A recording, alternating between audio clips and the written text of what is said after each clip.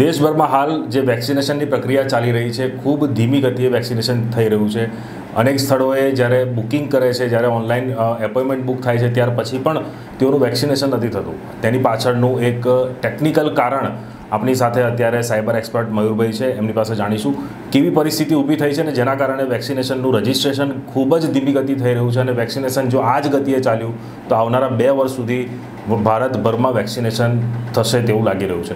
મયુરભાઈ, જે રીતે અત્યારે વેક્સિનેશન ચાલી રહ્યું છે, ખૂબ ધીમી ગતિએ છે વેક્સિનેશનનું. જ્યારે ઓનલાઈન રજિસ્ટ્રેશન થઈ રહ્યું છે, રજિસ્ટ્રેશન પછી પણ જ્યારે વેક્સિન સેન્ટર પર જાય છે ત્યારે તેઓને વેક્સિન મળતી નથી. આ જે પરિસ્થિતિ છે તેનું કારણ શું છે? શું કામ આવી પરિસ્થિતિનું નિર્માણ થયું છે અને ભવિષ્યની શું તૈયારીઓ સરકારે કરવી જોઈએ? સૌથી પહેલો મુદ્દો તો એવું છે કે વેક્સિનેશનની પ્રક્રિયામાં અત્યારે 2 દિવસ પહેલાં જ તમને કહું તો આરોગ્ય સેતુ એપ્લિકેશન આ લોકોએ વેક્સિનેશન માટે રાખી છે. તો આરોગ્ય સેતુ એપ્લિકેશન ક્રેશ થઈ. હવે ક્રેશ થઈ તો કયા મોડમાં થઈ? વાઈફાઈ મોડમાં થઈ. કેમ કે ઇન્ટરનેટ કનેક્શન લોકો 2 રીતે વાપરે છે. એક તો ડેટા કનેક્શન મોડ, એટલે કે જે મોબાઈલના સિમ કાર્ડથી યુટિલાઇઝ થાય, અને બીજો જે મોડ છે એ મોડનું નામ આપવામાં આવ્યું છે વાઈફાઈ મોડ. હવે વાઈફાઈ મોડથી ક્રેશ થઈ એટલે વાઈફાઈ મોડ પર જો કોઈ વ્યક્તિ રજિસ્ટ્રેશન માટે પ્રક્રિયા કરતો તો ત્યાં એક ટેકનિકલ એરર પોપઅપ થતી જેનું નામ હતું 403 ફોરબિડન. હવે જ્યારે 403 ફોરબિડન આ એરર જ્યારે પોપઅપ થાય ને કોઈ વેબસાઇટ પર, તો એનો મુદ્દો એવો હોય કે જે એડમિન છે, વેબસાઇટનો એડમિન, એ ટ્રાફિક એક ચોક્કસ સોર્સ પાસેથી મેળવવા ઈચ્છતો જ ના હોય, કાં તો કોઈક ચોક્કસ પ્રક્રિયાને ધ્યાનમાં રાખીને આ બંધ, પરંતુ એ ખોરવાય. અને જ્યારે અહેવાલ પ્રદર્શિત થયા કે પ્રકાશિત થયા અને ત્યારબાદ 24 કલાકમાં એરરને એ લોકોએ સોલ્વ કરી. હવે વાઈફાઈ પર બંધ થાય ને તો કેટલો મોટો ફટકો પડે તેનું એક મેં માઇક્રો એનાલિસિસ મારી રીતે તૈયાર કર્યું. તો મેં એક સર્ચ કર્યું અને જે સ્ટેટિસ્ટિકાના જે આંકડા છે ને તે આંકડાનો આધાર રાખીને આજે એક પ્રશ્ન મારા મગજમાં ઉદ્ભવ થયો અને એક સામાન્ય નાગરિક તરીકે હું સરકારને આ પૂછવા માગું છું કે ભારતની વસ્તી 135 કરોડની આસપાસ છે. નંબર 1, 2020 સપ્ટેમ્બર મહિનાના જે પબ્લિશ થયેલા આંકડા છે પોર્ટલ પર, એ પ્રમાણે ભારતમાં મોબાઈલ કનેક્શન ગ્રાહકો જે તમામ સબસ્ક્રાઈબર્સ છે તે 117 કરોડ છે. હવે 117 કરોડની અંદર જે ઇન્ટરનેટ કનેક્શન્સવાળા ખરા તે માત્ર ને માત્ર 49 કરોડ છે કે જે ઇન્ટરનેટ કનેક્શન મોબાઈલમાં ધરાવે છે. હવે જ્યારે 49 કરોડ જ્યારે હોય ને ત્યારે 68 કરોડ અત્યારની પરિસ્થિતિ એવી છે કે જેમની પાસે મોબાઈલમાં ઇન્ટરનેટ કનેક્શન નથી. તો હવે મુદ્દો એ થાય કે અત્યારે બીજો સ્ટેજ વેક્સિનેશનનું, આમ તો ત્રીજું સ્ટેજ કહેવાય કે પહેલાં કોરોના વોરિયર્સને આ લોકોએ વેક્સિન આપી. નંબર 2, 60 વર્ષની ઉપરના અને ક્રિટિકલ જે રોગો ધરાવતા હતા તેમને વેક્સિન આપી.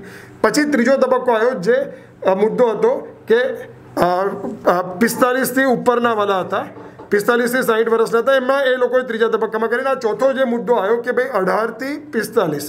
હવે 18 થી 45માં મુદ્દો એ આવ્યો કે આ લોકોએ વેક્સિનેશન માટે મોડ એક જ રાખ્યો કે વેક્સિનેશન તમારે જોઈતું હોય તો મોબાઈલથી રજિસ્ટ્રેશન કરાવો. હવે મુદ્દો એ છે કે 68 કરોડ લોકો આજે મોબાઈલમાં વાઈફાઈ પર જ નિર્ભર છે કે વાઈફાઈ પર જ એ લોકો ઇન્ટરનેટ વાપરે છે. અને બીજો મુદ્દો એ કે જો વાઈફાઈ પર જ જો નિર્ભર હોય એ લોકો અને જો કનેક્શન એરર આવે આવી રીતે 403 ફોરબિડન, તો એ લોકો વેક્સિનેશન માટે રજિસ્ટ્રેશન કરાવી શકવાના નથી, કારણ કે સરકારે કમ્પલસરી કીધું છે કે તમારે વેક્સિનેશન માટે રજિસ્ટ્રેશન કમ્પલસરી છે.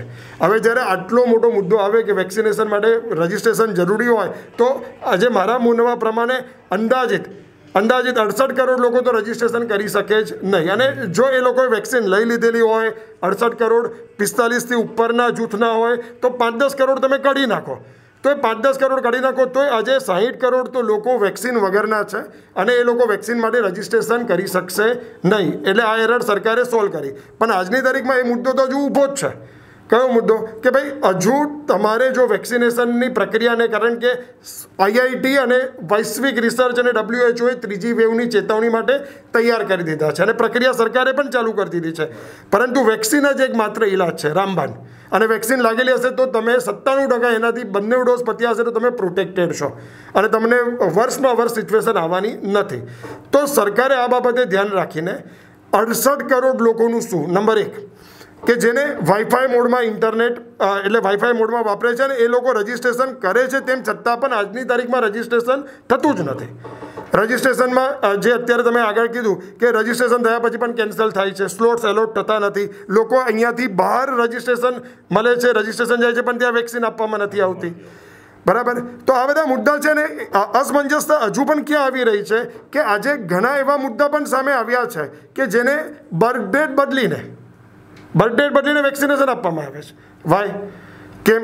જો તમે પ્રક્રિયા કરો છો તો સારી રીતે કરો ને બધાને આજે તક મળે. એટલે મારે ફેક્ટ ફાઇન્ડરના માધ્યમથી હું તમને કશું ક્રિટિસાઇઝ નથી કરતો, પણ હું તમને વિનંતી, એક નાગરિક તરીકે વિનંતી કરું છું કે વેક્સિનેશન કરવું છે તો આ બધી પ્રક્રિયા છોડો.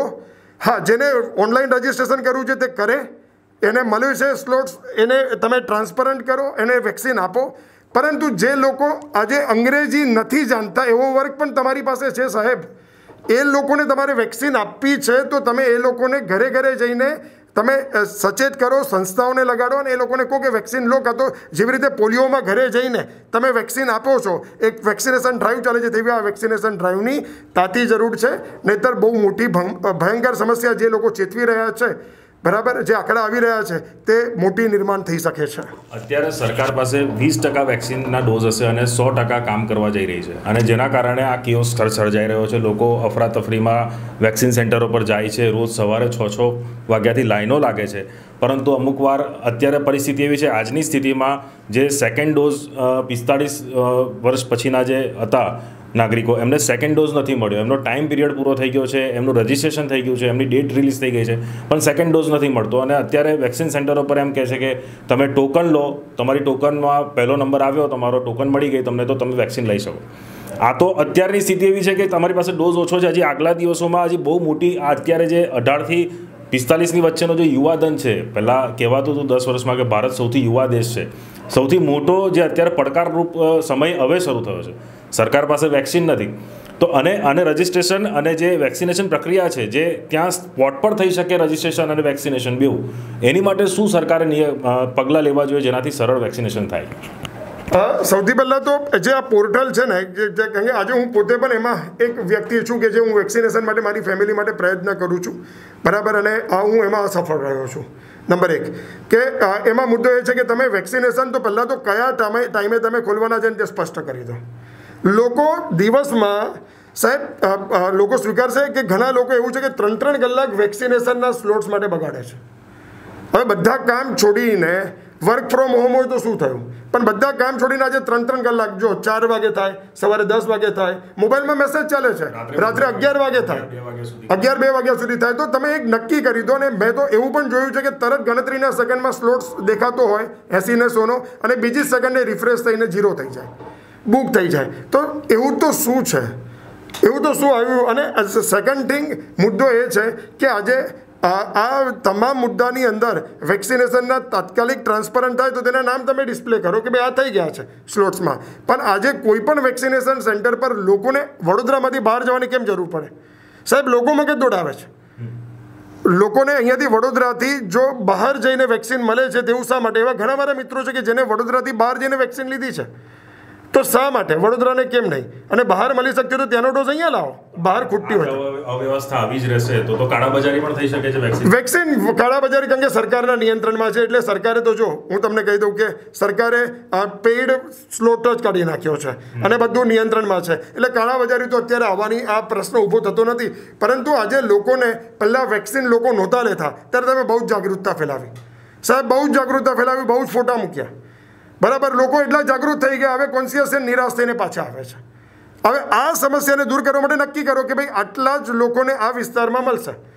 આજે જ્યારે માઇક્રો લેવલ પ્લાનિંગ, જે ખાસ આ લોકોનો મેઇન મુદ્દો હોય છે, તો માઇક્રો લેવલ પ્લાનિંગમાં નક્કી કરી દો ને, સોસાયટીમાં એક નક્કી કરી દો કે ભાઈ સોસાયટી દીઠ તમારી પાસે સ્ટોક છે, ઉત્પાદન થઈ રહ્યું છે. હવે બધી સમસ્યાઓ ધીમે ધીમે દૂર થઈ રહી છે જે વિઘ્નો આવેલા વેક્સિન સંદર્ભે. અમેરિકા પણ વેક્સિન માટે રો મટીરિયલ આપવા મોદી સાહેબની વાતચીત પછી માની ચૂકી છે અને વેક્સિન મળવાનું છે. તો આજે લોકોને એક તો સૌથી પહેલો મુદ્દો ફેક્ટ ફાઇન્ડરના માધ્યમથી હું કહેવા માગું છું કે વેક્સિનેશનનો સ્લોટ ટાઈમ નક્કી કરી દો. નંબર 1 પહેલો મુદ્દો કે આટલાથી આટલા ટાઈમમાં રજિસ્ટ્રેશન થશે, બરાબર, અને ફર્સ્ટ કમ બેઝિસ પર રજિસ્ટ્રેશન થાય એટલે લોકોને પણ સ્વીકાર છે. એટલે લોકો વલખા નહીં મારે, ઓળખાણો નહીં લગાડે સાહેબ. અહીંયા તો લોકો ઓળખાણ લગાડે છે. લેટર આપો, લેટરથી જાઓ, પછી થઈ જશે વેક્સિનેશન. આ શું છે? આની માટે તો લોકોએ બધા મુદ્દા કે આવા સ્વપ્નો તો જોયા નથી લોકોએ.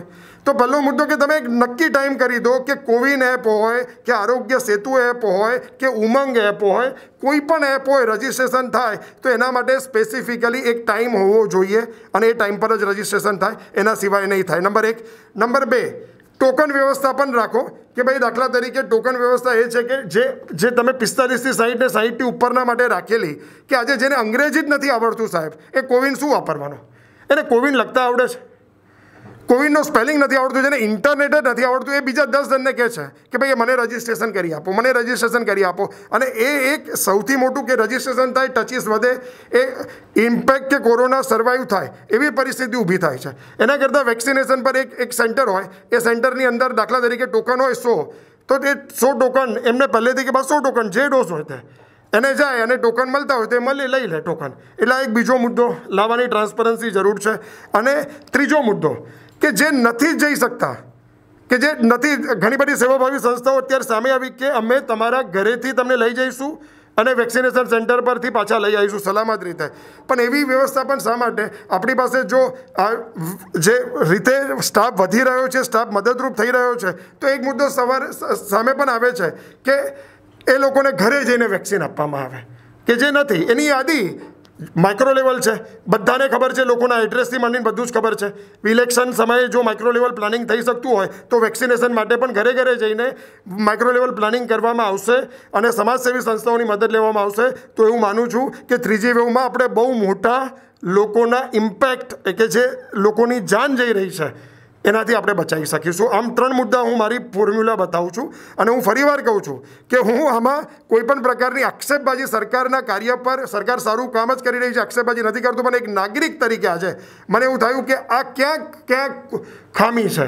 અને હું પોતે રજિસ્ટ્રેશન કરું છું અને મને જ્ઞાન છે, તેમ છતાં પણ હું રજિસ્ટ્રેશનમાં ક્યાં ગુનો ઉતર્યો છું કે હું રજિસ્ટ્રેશન નથી કરી શક્યો. અને આજે મને ઘણાએ કીધું કે તું આ લેવલ પર રજિસ્ટ્રેશન કરી શકે છે, જઈ શકે છે, પણ હું એવું માનું છું કે સરકાર આ બાબતે ચોક્કસતા લાવે અને રજિસ્ટ્રેશન લે. એટલે હું નાગરિક તરીકે સરકારને વિનંતી કરું છું. સબસ્ક્રાઇબ કરો ફેક્ટ ફંડ ન્યૂઝ ચેનલને અને YouTube ઉપર બેલ આઇકન દબાવી સમાચારોની તમામ અપડેટ મેળવો.